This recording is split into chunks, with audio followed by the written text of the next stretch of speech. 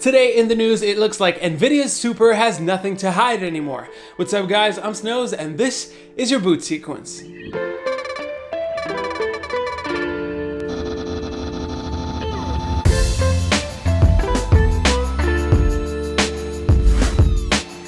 No more secrets. Yesterday we had the design leak of Nvidia's new Super cards, and now, well, it looks like we have the rest of the information. In a not so surprising leak, Videocardz.com got a hold of the prices, some third-party cooler pictures, the availability, and the full lineup of Nvidia's new cards, so let's jump right into it. Let's get started with the lineup. According to Videocardz, Nvidia will be ditching two of their current GPUs to make way for the new Supers. The RTX 2080 and RTX 2070 will be completely replaced by the Super variants, while the RTX 2060 will stay in the roster. So that means we'll have the RTX 2060, 2060 Super, 2070 Super, 2080 Super, and a 2080 Ti. Moving on to availability, the announcement of all the cards will be on July 2nd, with the 2060 and 2070 Super variants being on the shelves on July 9th. You'll have to wait an extra 2 weeks to see the 2080 Super in store. Reviews, as we discussed yesterday, will drop on July 2nd for the Founders Edition cards and on the 9th for third-party designs. And now for what you've probably been waiting for, the price. Now yesterday I made some predictions and I was pretty much wrong on all accounts except for the more mid-range RTX 2060s. The lineup will start at the 6GB RTX 2060 at $349, so no change there as I expected since it's already cheaper than AMD's RX 5700. It's then followed by a $50 premium for the RTX 2060 Super. I mean, you're getting an extra 2GB of RAM and some extra CUDA cores, so of course it's going to be $50 more, right? Moving up the ladder, and we have the RTX 2070 Super at $499 and the RTX 2080 Super at $699. So it looks like those cards will replace the pricing for the non-Super variants.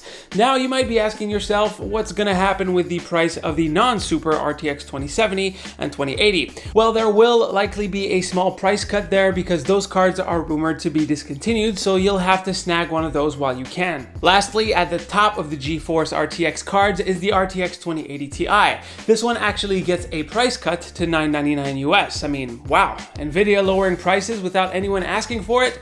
That's pretty nice. Apparently, at the purchase of any Super cards, you will qualify for a free copy of Wolfenstein Youngblood and Control when they release. Way to sweeten the pot, Nvidia. That actually makes it a pretty good buy for anyone who wanted one of those games. On the AMD side, you can get 3 months of Xbox Game Pass for PC for a flat $5 rate at the purchase of any new Navi GPUs or select Ryzen processors. I gotta say, Nvidia's got the better deal here. Who wants to deal with subscriptions when you can get 2 upcoming games permanently? Lastly, for Super, here is what the EVGA XC Ultra RTX 2070 and 2060 Super will look like.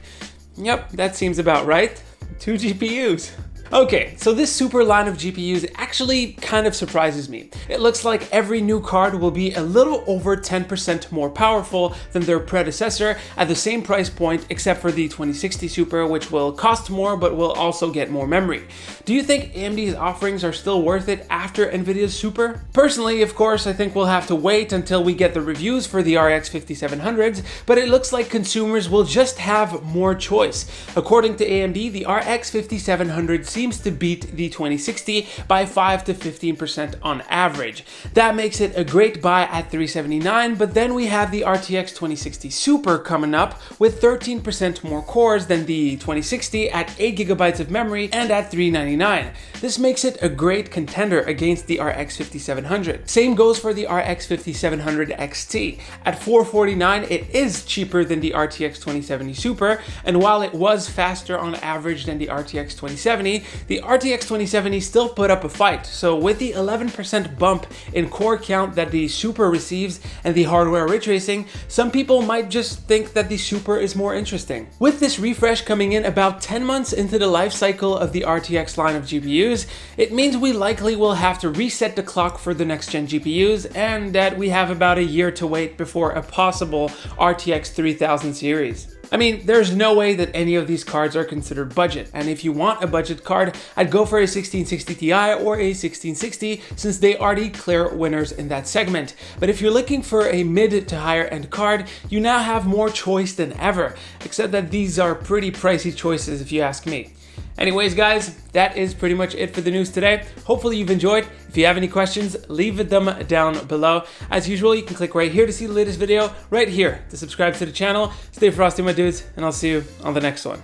By the way, I'm sorry for the desktop. I kind of just forgot I had to clean it up. Anyways, take care.